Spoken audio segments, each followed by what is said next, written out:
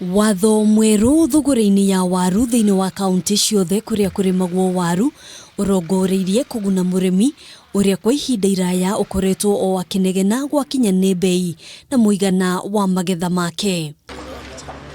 Mugaru na hau kabere riria waru irathimagwo na ngonia ya kilo mirongo kenda, riu murimi arithimagirwo waru na ngonia ya kilo mirongo itano, watho uyu ukiendekithia ati uria kunyitwo agithie mugaru akahurwo faini ya kuuma shiringi milioni 5 kana kioho gitanyihire miaka 3.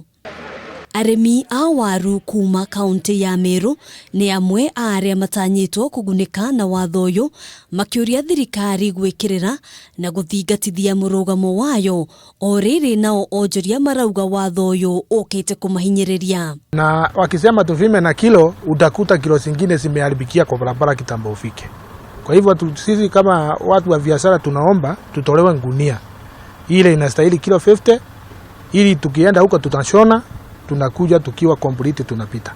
Ikinunuliwa huku tu kwa mashambani na kilo na huko kwingine haijaingia kwa kilo, si ni hasara. Sasa ninaona bado kuna kitu imebakia hapo. Elijah Thuranira ni muikariri giti wa kamiti iria rakinyaniria mawatho maya thiini wa bunge ya kaunti ya Meru akiuga ati ni megutigirira anyiti itemi othe ni marumirira mitaratara iria yendekithitio. Tunaomba gavana wengine ambao wajaweza kutekeleza sheria waanze kutekeleza ili tuweze at least kusaidia wakulima. Agikindira ugi uyu murugamiriri wa thothaiti thiini wa kaunti ya Meru ni ugite ni megutafania mugururio gutigirira arimi ona aguri ni mararumirira watho uyu. Ubebaji na usaji wa viazi lazima uwe kwa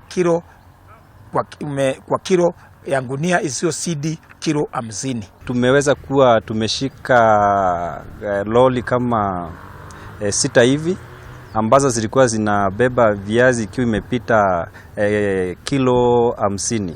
Kaunti no ya Meru igethaga makiria matani 17,000 cia waru kuuma kuri makiria ya arimi 30,000.